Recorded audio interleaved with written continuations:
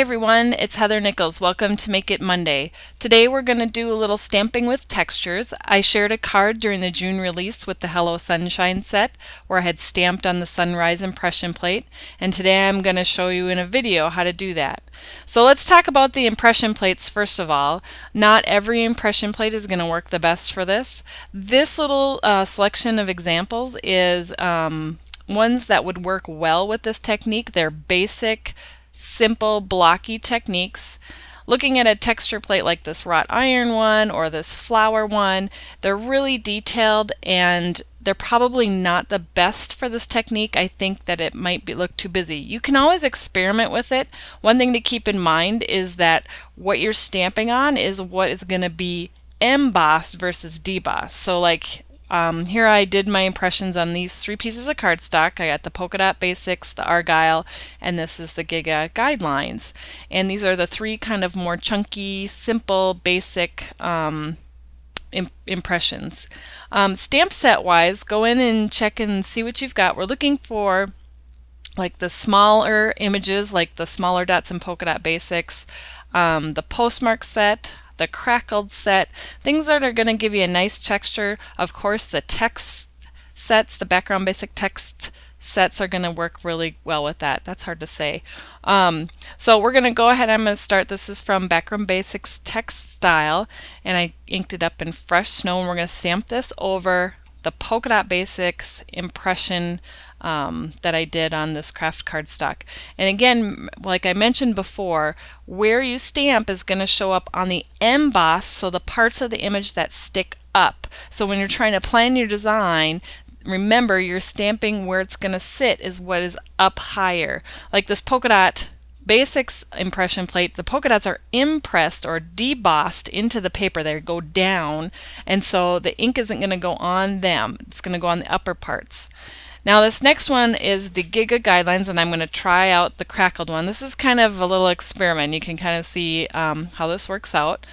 It works out nice. The thing about the Giga Guidelines, it is a little bit more detailed, and so the crackled image shows up there, but you lose some of that Giga Guidelines, which I'm going to do some brayering with ink to kind of fill that in here in just a bit. So stamp your design. When you're stamping too, you're not pushing hard. You're just really setting that stamp on the top of the cardstock so that it's getting the image right on those embossed. If you push really hard, it's going to print on the whole thing. I'm inking up a brayer because I'm going to just brayer over the impression on the cardstock.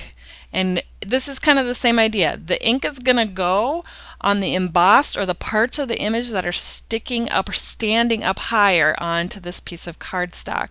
So you can see the fine linen is showing up there. And I'm going to work it a little bit because I'm still not getting the detail I want here. I'm liking it though. I like this kind of distressed look with the crackle mixed with the fine linen look. So I'm just going to go with it, and there's kind of my result at the end. And so the crackle becomes kind of a subtle texture in there with the brayered fine linen ink.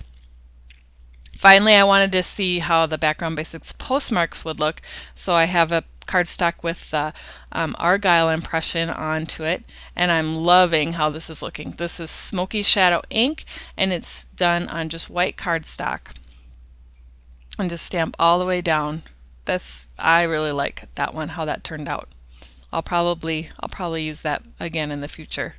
And that's what you got to do with some of these techniques. You just got to play around with them and see what you like and what you don't like, and just play. And if it doesn't work out the best, try something else and just keep going. Don't give up.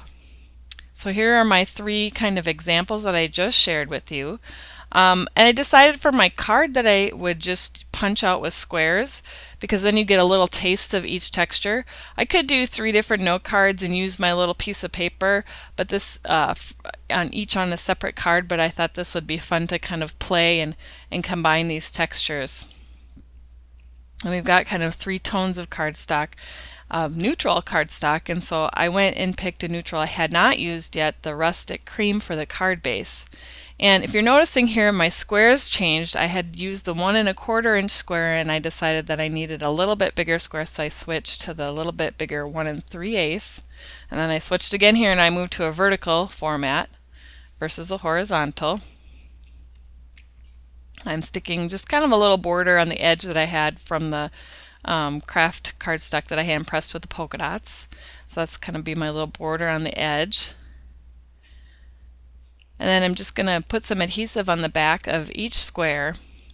And I don't press it down firmly onto the card, I'm just kind of setting it there for now, because then I'm going to make sure and eyeball and move my squares around until they're how I like them. For my sentiment, I wanted to do the same technique, but I actually don't care for how it turned out. It's sitting on the card right there, so we're going to do this again. I think it's just too busy. I've got a lot going on in the background there, and so I need something a little bit simpler. So I just did an impression with the Argyle on it after I stamped the Happy Father's Day on there. This neutral palette is great for a masculine card theme. Alright, I have my sentiment where I want it to go. I'm just going to trim this little excess off the side of the card there. And then when the picture of the finished card pops up, you'll see that I added a little bit of stitching on the edge of the tag on the edge of the card. Alright everybody, it's your turn. Go to Nicole's blog and get the information on how to post your cards made with Stampin' on Texture and how to enter the contests, and I can't wait to see the results. Thanks everybody, have a great week.